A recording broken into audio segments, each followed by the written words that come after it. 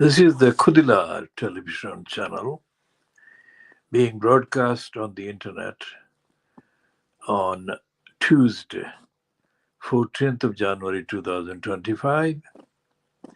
This is only on the internet, not on satellite, not on terrestrial, not on cable platforms. This is the second bulletin of the date, 14th of January 2025. This one is an updater taking into account what is available so far at, let's say, 2020 hours GMT on Tuesday, the 14th of January 2025. What is accessible through the online outlets of the British media about the reports of resignation tendered by Tulip Siddiq and accepted with sadness by the political murderer of the Labour Party, Keir Starmer, during the day today, the 14th of January 2025. When the Daily Mail of today's date included a parade of two images, one of Rachel Reeves, the so-called Chancellor, which is the finance minister in the United Kingdom, and Tulip Siddiq, the other one, and collectively described them as lame ducks. That was a confirmation of the knowledge that the Daily Mail's editors must have had before publishing that Tulip Siddiq was going to resign or be pushed out of the regime fronted by Keir Starmer. The editorial on the Daily Mail of the same date on page 14 clearly said that it is difficult to see how she can survive in that post as the weekend approaches or the time reaches the weekend. Now, this is an exclusive, world exclusive, original commentary about the state of Bangladesh. The immediate comment published on the spectator.co.uk attributed to Francis Pike, who says that he visited Bangladesh in 1996 and he interviewed Sheikh Hasina. The word Sikh is mine, not of the author of the Spectator article. But Sheikh Hasina is a diagnostic word that I have used based on my knowledge of the utter stupidity, immorality, emptiness, incompetence, and corruption at the heart of Hasina's personality. When I was at the University of Dhaka in the 1960s, I never heard anything to do with the name Hasina. Allegedly, she was at the University of Dhaka, but I never heard. I was covering the politics of then East Pakistan from Dhaka from 1967 up to December 1970 when the election took place. I never heard of the name Hasina, let alone the name of her sister, Rehana, Tulip Siddiq's mother.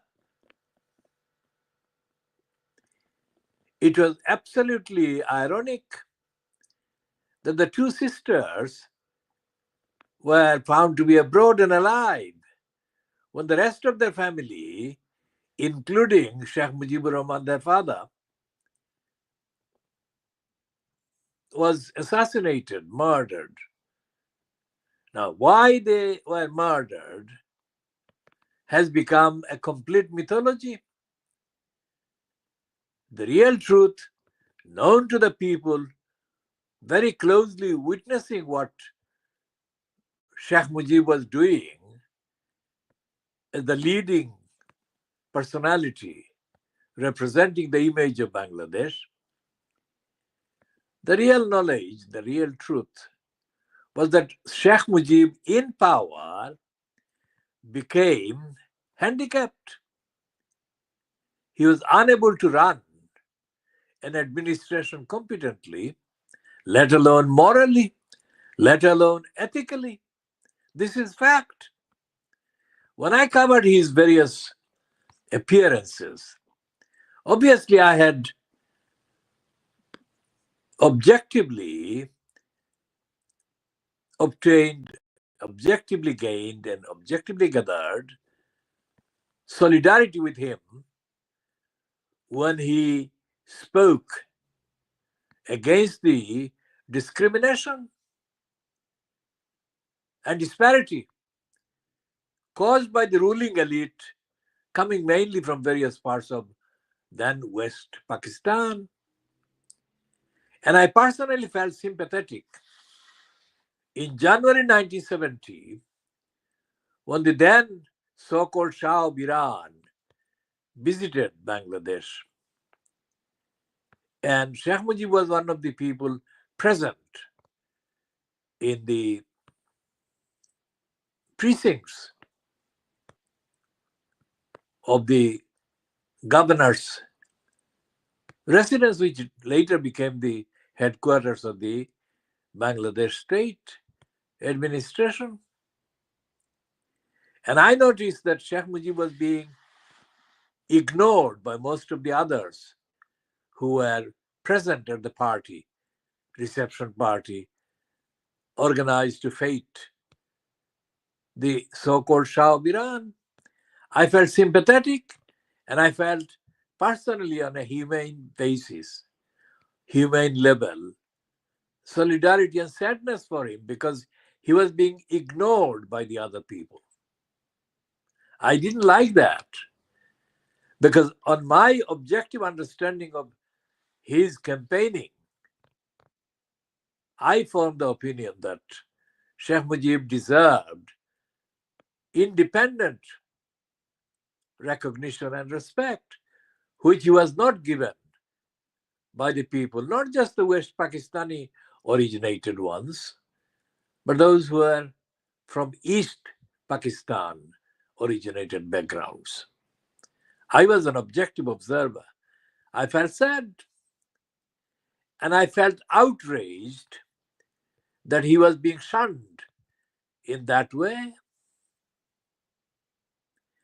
Just the way that I had felt outraged when I was writing for one of the publications that was politically controlled by the Jamaat-e-Islami. Now, I didn't write in return for money. I didn't write in return for money from any of the outlets. The Azad daily newspaper, the Sangram, which means the struggle.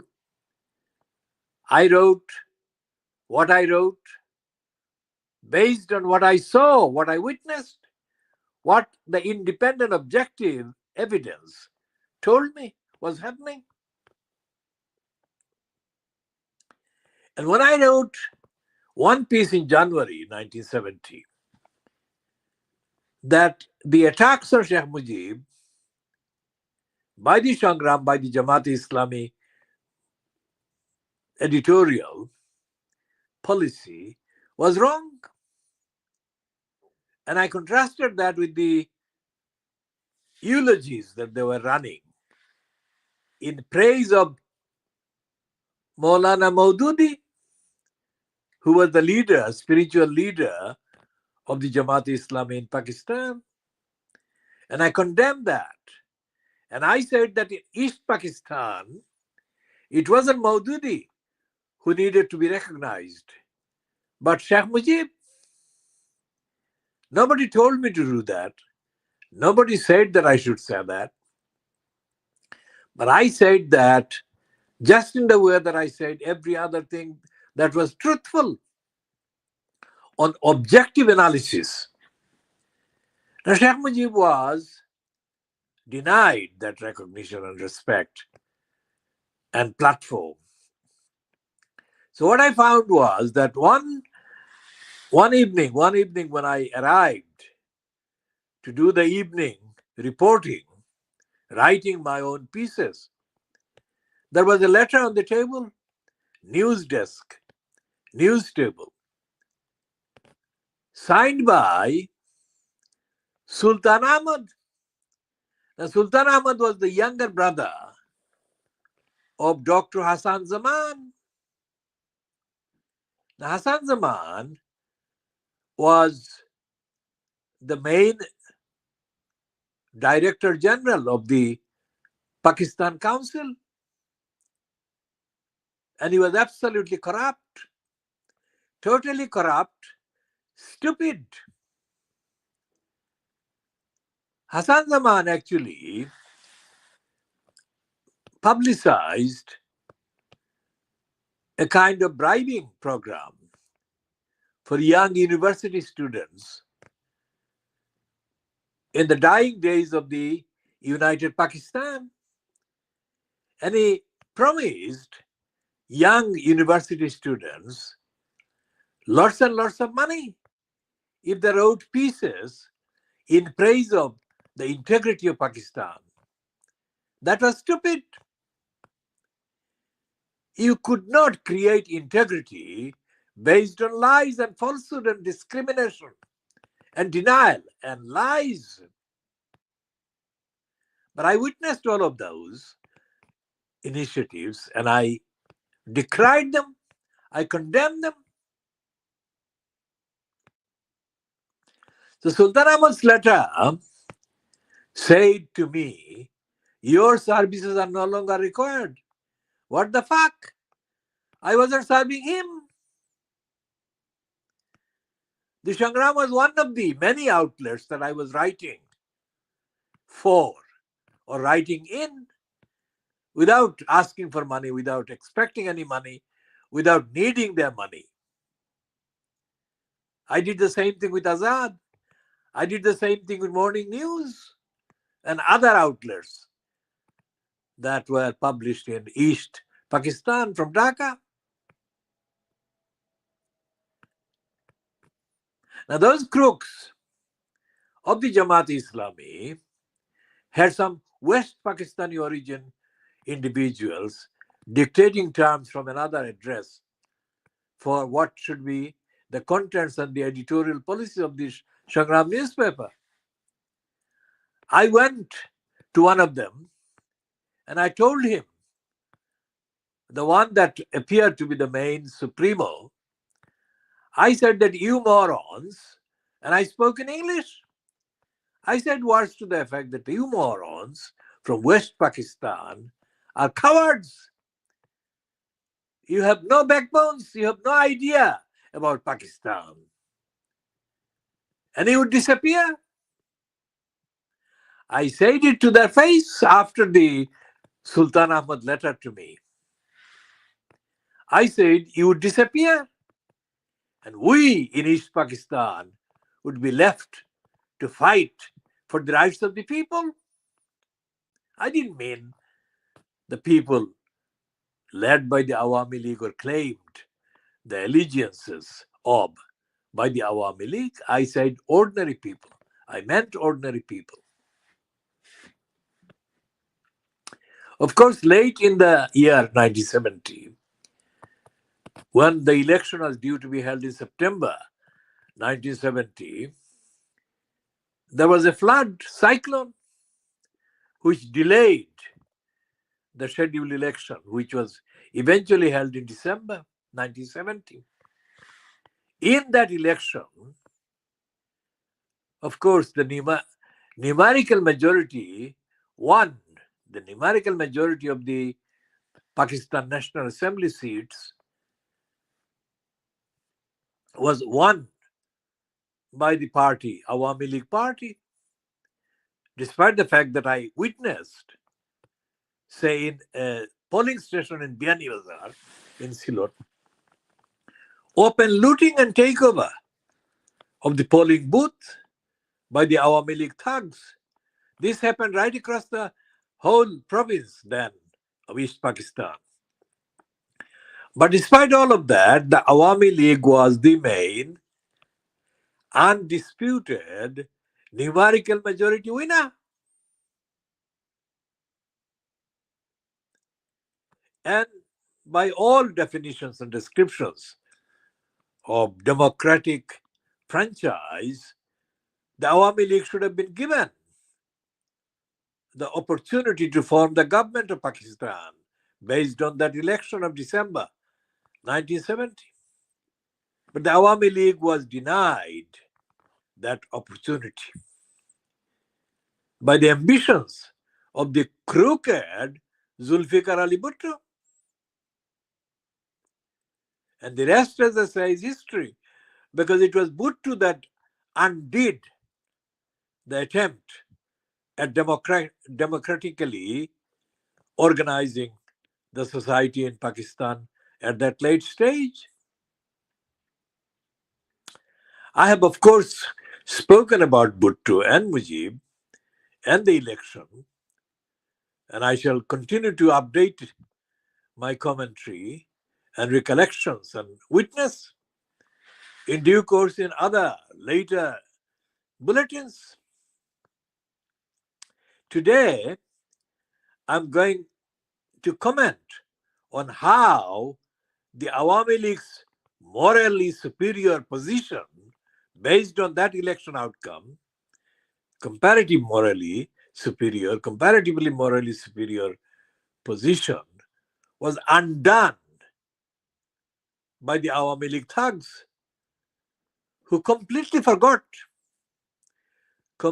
utterly forgot that the militarized central command of then East United Pakistan had denied the people of East Pakistan equality, parity, and had imposed disparity against the people of East Pakistan. Now, at the beginning of the 1960s, I was one of the people who spoke against Ayub Khan's ghost-written book, Friends, Not Masters. Of course, that original edition of the book underwent various alterations, and those alterations were prompted by the pressure that we created by condemning his corrupt, offensive book. In the book, Ayub Khan, one of the things that Ayub Khan said was that the people, mainly the people of East Pakistan, came from lower ethnic, racial backgrounds, as opposed to the warrior class or warrior classes of people from West Pakistan. That was outrageous. That was in the same way outrageous and contemptible as the later statements that Bhutto made throughout the period of his own campaign after Ayub Khan sacked him from Ayub Khan's cabinet. And when I confronted Bhutto with my 9 questions at the rally held at the Institute of Engineers in Dhaka, Bhutto was left totally speechless, unable to actually convincingly answer a single one of my 9 questions. I destroyed Zulfikar Ali Bhutto in that encounter. He never recovered. But the tragedy is that Ayub Khan's enemy, that Bhutto was politically, was destroyed by me, Muhammad Haque from Sylhet. But the Awami League, which had heavy representation at the gathering at the Institute of Engineers, completely underestimated the importance of my intervention against Bhutto and my destruction of his project. If they had conveyed what I had done at the Institute of Engineers to Sheikh Mujib, and if they had included me in the team to confront Bhutto and Yahya Khan during the sessions that happened in the months before the 25th of March 1971 crackdown by the West Pakistan controlled military, I would have demolished Bhutto, definitively, absolutely. But none of the Awami Leaguers, including Sheikh Mujib himself, had any clue as to how to demolish Bhutto. What they did instead, during those negotiations, or negotiation attempts at negotiations, was to repeat the slogans. And that undid the Awami League at that crucial stage. And the war that was undeclared began in many messy ways. After the imprisonment of Shah Mujib by the military during the entire run of the war of independence that became known later during 1972, during the imprisonment of Sheikh Mujib, he was absolutely unfamiliar with anything that was going on the ground in East Pakistan. When he arrived through India, he arrived after being wrongly briefed. And when he arrived in Dhaka, the Awami Leaguers completely, absolutely squandered everything. They took the people of East Pakistan, which has become Bangladesh on the 16th of December 1971, for granted. And the reign of corruption, the reign of complete nepotism and corruption overwhelmed Sheikh Mujib.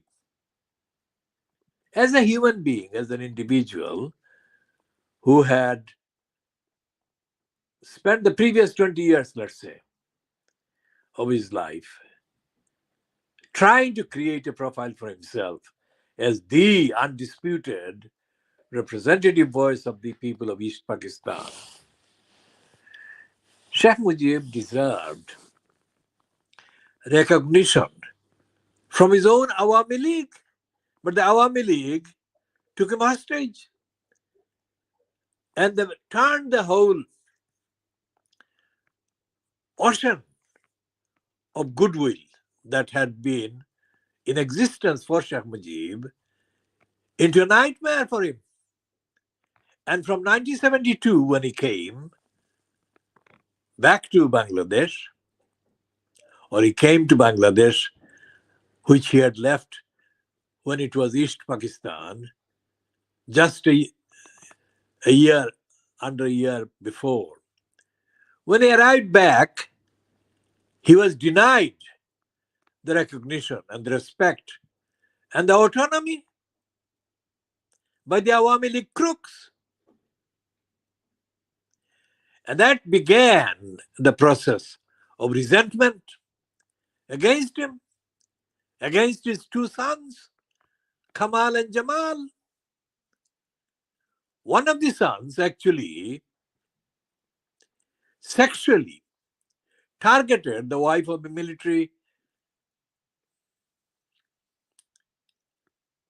man who was among the people who murdered Sheikh Mujib on the 15th of August, 1975. And the reason for his joining or playing a central part in the murder of Sheikh Mujib, the assassination of Sheikh Mujib, was the humiliation suffered by his wife and by his wife's being sexually abused by Sheikh Mujib's son. So the denials that Tulip Siddiq has been making in the last 2 months, let's say, denials about all the allegations against her aunt, Sheikh Hasina. These are not new type of denials. These go back more than 50 years. When Sheikh Mujib arrived back as the leader of the independent Bangladesh now, he was denied cooperation and support, and most of all the truth, by the Awami League thugs. So they started looting the country. Then they started looting and occupying and robbing the country then. And Sheikh Mujib's fate, political fate, not mortal fate, the political fate was sealed. Away from the Awami League, there was no other party or movement or force politically organized to compete with the Awami League because it had the mass base that would have been very difficult to shake. Then the hunger and the famine and the poverty, which Henry Kissinger mocked. Henry Kissinger insulted the people of Bangladesh by saying it was a bottomless whatever. Now, this was 1972. If you take it a few decades back, not long before that was 1943. And Winston Churchill diverted significant amount of resources from parts of Bengal, plunging Bengal into famine, lack of food,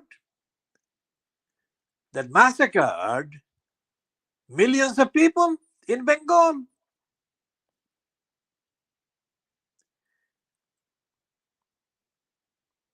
I grew up surrounded by extreme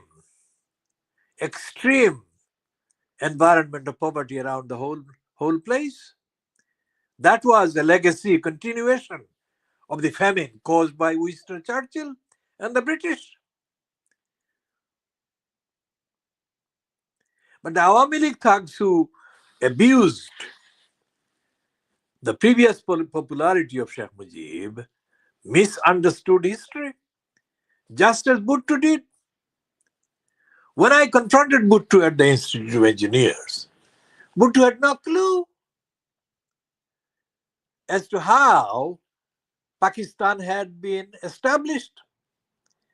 What was the background of famine, starvation, discrimination that the East Pakistanis faced from the majority Hindu-dominated Brahmins, and why the movement for Pakistan gained momentum? It wasn't an emotional one. It was a one for survival.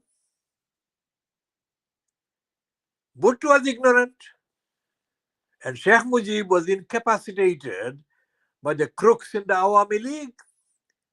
All of this happened more than 50 years ago. So when Keir Starmer, accompanied by a Newham MP called Stephen Timms, I call him Stupid Timms, visited Bangladesh at the beginning of Sheikh Hasina's 15-year reign, they went there seeking her advice. They didn't go there to tell her to stop the corruption that had been the reality of the Awami League. And that's the point that Imran Khan has always missed about the Awami League. He bought into the mythology of the Awami League being the people's representative. They were not. The Awami League didn't fight for the independence of Bangladesh. That is a myth. The reason why I oppose the Awami League is based on the evidence of that corruption, nepotism.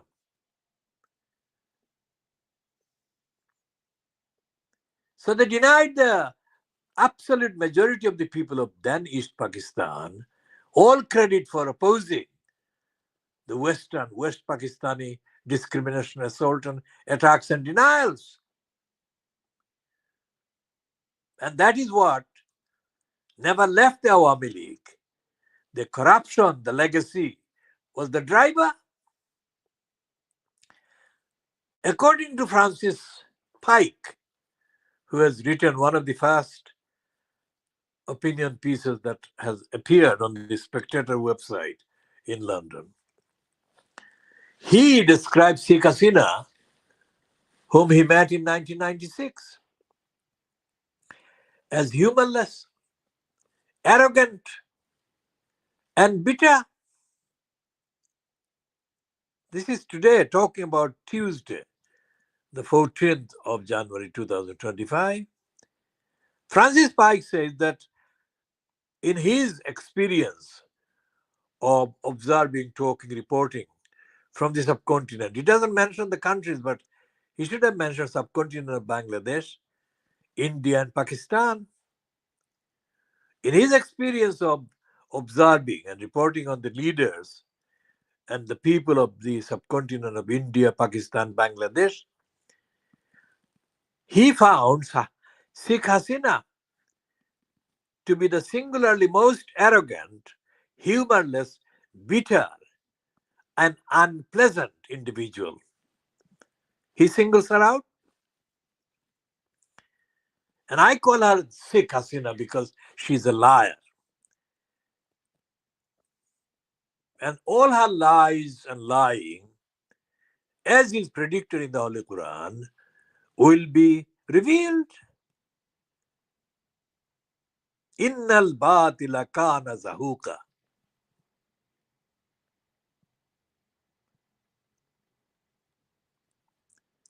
So this update is part of the update, and we shall be continuing in due course.